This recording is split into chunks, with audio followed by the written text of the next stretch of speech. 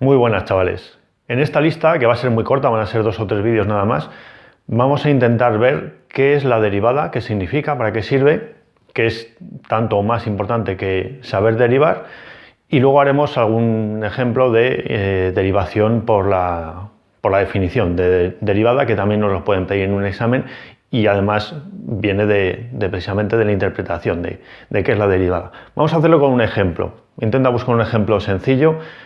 Vamos a suponer que esta gráfica representa la evolución de la temperatura en un día. Vemos que aquí hace más frío y a lo largo del día va subiendo. Entonces, a las 9 de la mañana tenemos una temperatura de 15 grados y a las 12 de 21 grados.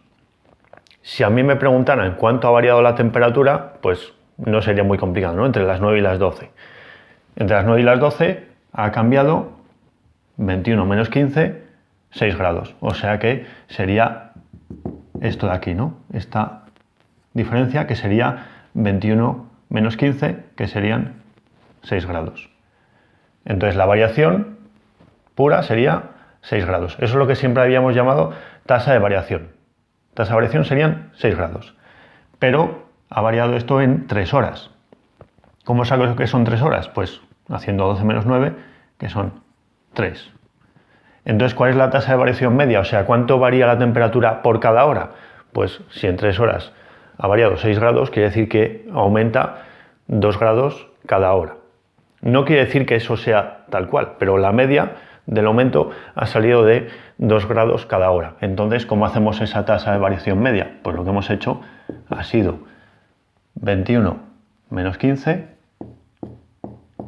que nos daba este 6, partido por 12 menos 9,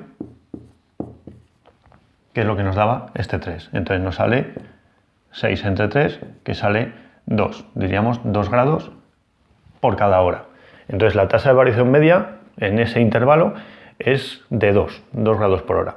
Evidentemente no ha ido cambiando, porque aquí vemos que va subiendo al principio más despacio y luego crece más rápido, pero para hacer la media nos vale. Lo que hemos calculado nosotros es como si esto fuera así, como si fuera una recta, ¿vale? Como si la temperatura creciera de manera lineal, todo el rato con la misma variación, que evidentemente no es verdad, pero nos puede valer esa aproximación. Pero claro, ¿qué pasa si yo quiero hacer la variación en un momento determinado? O sea, ahora mismo, ¿cuánto está variando la temperatura? Pues lo que tengo que hacer es, en vez de coger 3 horas, pues hacer una distancia más pequeña. Si yo cogiera una hora nada más, pues a las 10 de la mañana tendría esta variación y entonces vería que es distinto a 2, pero bueno, andaría por ahí, pero sería menor. Si en vez de coger una hora cogiera 10 minutos, pues sería ya más cercano a lo que llamaríamos la tasa de variación instantánea, ¿no? Cuanto menor sea el intervalo que yo coja, pues más cerca estaré de saber cuánto está variando en ese momento, instantáneamente. Entonces, eso es lo que vamos a hacer. Eso es la derivada. Vamos a hacer que este intervalo sea lo más pequeño posible. En vez de 3 horas, 3 horas en este ejemplo, 3 horas, 3 metros, lo que fuera, vamos a hacerlo que se reduzca. Entonces, si nosotros escribimos la tasa de variación media, vamos a llamarle a esto punto A, esto punto B, por lo tanto esto será f de A y esto de aquí f de B. Entonces, la tasa de variación media hemos hecho que es esto menos esto, o sea, f de B menos f de A.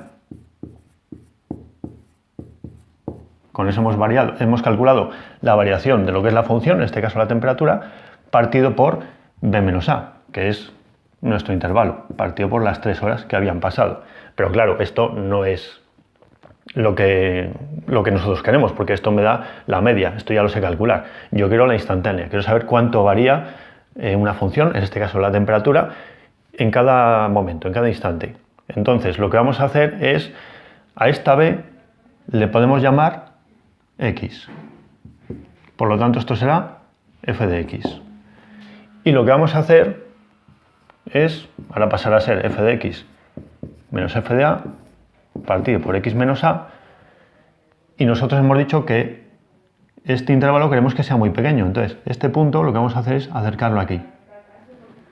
Entonces vamos a hacer el límite cuando x tiende a. O sea, vamos a hacer que esta x se vaya acercando por aquí. Entonces, en vez de coger este punto, cogeremos tampoco este, ni este, sino uno que esté infinitamente cerca. Y una vez que tengamos un punto que esté infinitamente cerca, lo que vamos a calcular es, en vez de esta recta, en vez de la inclinación de esta recta, que nos había dado 2, es la inclinación de esta recta. Que no es igual que la función, evidentemente, pero en este punto sí que tiene exactamente la misma inclinación. O sea que la derivada es la inclinación de una curva en un punto determinado, ¿vale? Tiene la misma variación y esto lo hacemos con este límite. Eso es la derivada. La derivada es cuánto varía una función en un instante determinado para un valor de x determinado, ¿vale? Vamos a hacerlo de otra manera también, porque según el libro lo podemos encontrar de otra manera. En vez de llamarle a esto x, le podemos llamar a más h.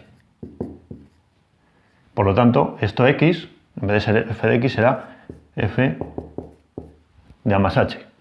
Por lo tanto, nuestra fórmula, en vez de ser así, pues vamos a tener f de a más h menos f de a. Fijaos que esto es lo mismo, f de a más h menos f de a, que sería la variación de temperatura, partido por a más h menos a. Como tenemos a menos a, se nos van y nos queda la h solamente, y h sería este intervalo de aquí. Pero claro, yo quiero que este intervalo sea muy pequeño. Entonces lo que voy a hacer es el límite cuando h tiende a 0. Entonces, estas dos expresiones son lo mismo. Es la derivada en un punto A. ¿Vale? Y las dos me dan lo mismo. Que sepamos que la derivada es la inclinación de esa curva. Cuánto crece o cuánto decrece una curva en un punto determinado. Ahora veremos algún ejemplo para verlo un poco más claro.